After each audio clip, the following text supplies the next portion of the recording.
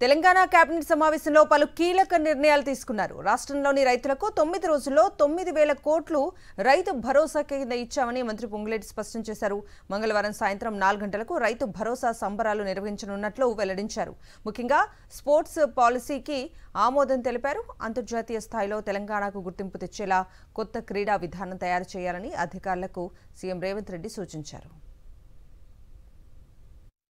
9 రోజులలో 9,000 కోట్లు, సుమారు 1,49,00,000 ఎకరాలకు 71,000 రైతన్నలకు ప్రతి ఎకరాకి 2 పంటలకి 12,000 రూపాయలు ఇచ్చే కార్యక్రమంలో భాగంగా రాష్ట్ర విభజన జరిగిన తర్వాత గత ప్రభుత్వం మేమిచ్చాము అని గొప్పల చెప్పుకునే దానికంటే అతి గొప్పగా రేపటితో రాష్ట్ర రైతన్నలందరికీ వ్యవసాయం దండగ కాదు పండగ అనే విధంగా వ్యవసాయం స్టార్ట్ అయ్యే ముందే 9 రోజులలో 9,000 కోట్లు ఇచ్చిన ప్రభుత్వం ఇందిరమ్మ ప్రభుత్వం.